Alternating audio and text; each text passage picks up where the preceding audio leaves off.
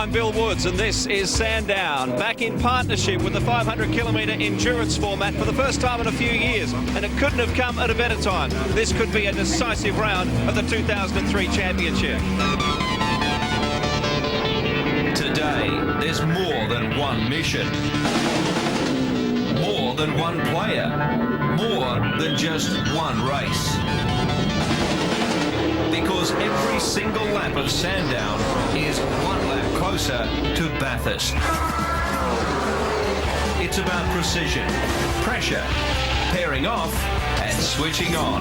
It's about more than going the distance. It's when two become one. The Betta Electrical 500, only on your home of motorsport, Network 10. It's a family affair here as we bring ourselves to one of the southernmost rounds of the championship in 2003.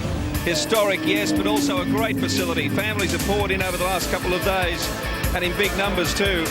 And this is the kind of weather they can expect. Very windy yesterday, not so much today, but a bit of everything, in fact, as we search for 15 degrees maximum. 35 starters, same number of laps as Bathurst, but of course the circuit is half the length of Mount Panorama. The pit window is very large, and watch out for that race distance. 75% is 121 laps. Could be a factor with the weather predicted to be very, very wet indeed. And the other big numbers, of course, this weekend are the championship points. And that is what is going to be significant with drivers paired up for the first time this season. As we take a look at the top men in the championship, Marcus Ambrose is dominating. If you lose the worst round for each of those drivers, the order doesn't change a heck of a lot, but it does squeeze them up dramatically. And, of course, they can't afford to have a DNF at this round or any of the others in the run to the final round of the championship. Mark Scape in 5th position, but still very much a contender. And on that subject, there were plenty in the qualifying sessions. It was a perfect example of how heated the competition has been this weekend. Very, very high winds down the two straights, going in opposite directions, of course, back straight and front. And it caused a lot of drama in the braking areas. Not so much for the Shell Helix team of Stephen Johnson, Max Wilson behind the wheel of the other. You can see them together there, Stephen running off, but he was very, very quick indeed. Maxie was fast as well. He was in the top 10 for a while, but Junior actually jumped over him into 7th position. Max just outside that top 10, but look at the time difference there between the top three drivers. 200ths of a second. 23 drivers in the 111s after regular qualifying. Remarkable stuff, and Paul Radicic on top of it all. A great breakthrough for the Betta Electrical team, and of course for the Rat, who's finally back and in the big picture. Let's take a look at how he fared and the other 9 in the top 10 shootout.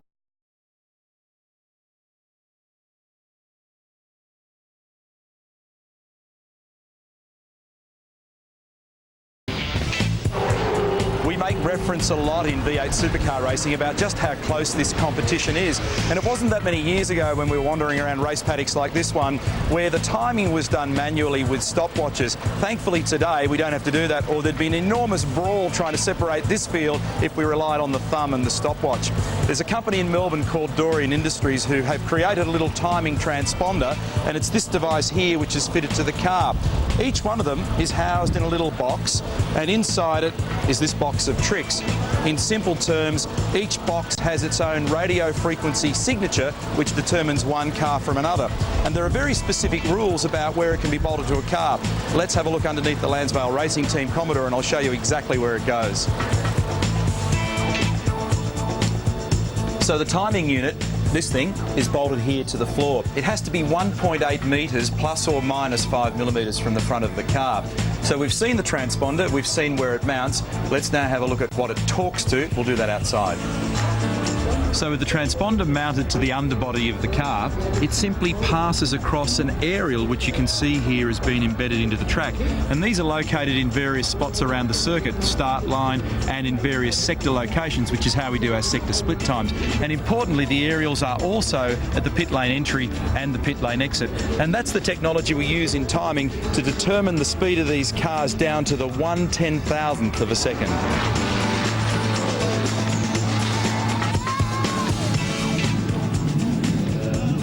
Well, about half an hour to race start here, although there could be a slight delay. There was some damage to one of the guardrails down at the end of the main straight after one of the preliminary races. They're repairing that very quickly. Hopefully they'll have it done in time to get us safely underway for the Sandown 500. We saw, there it is, the guardrail in question. The Armco's copped it a fair bit this weekend, as a matter of fact, and you'll see a lot of that action on our trackside program. We're into a different strategy with two drivers in the car. The big endurance races like Sandown really scramble the form guide because of a number of key variables. Here's a snapshot of the main rules in this game. The 500 takes 161 laps to complete. In the advent of heavy rain or delays, it could become a timed race and must finish no later than 4:45. There are 2 compulsory pit stops. It's mandatory for cars to take on fuel in both, but one must also incorporate a complete change of front brake pads. Those compulsory stops can only take place within a certain window or time frame. It opens once the lead car has completed 2 laps, but both stops must be taken care of by the end of lap 120. For the brake pad change, the window is smaller between laps 48 and 120. During a stop, only 8 people can work on the car, and Dunlop has issued 16 controlled tyres per car for the weekend. How they use and manage those tyres is up to them.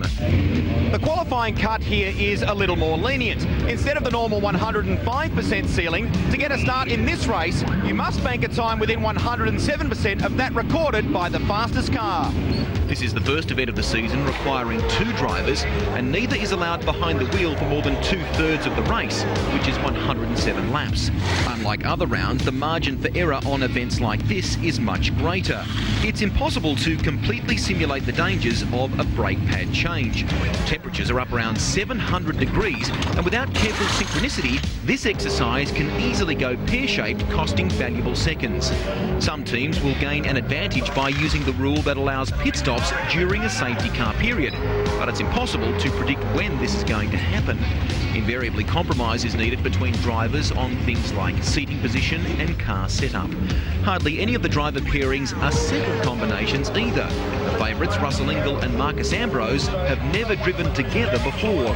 And bear in mind the field is sprinkled with drivers making their first appearance of the year in the main game. So getting it right on the day requires careful management, quick thinking and a little luck.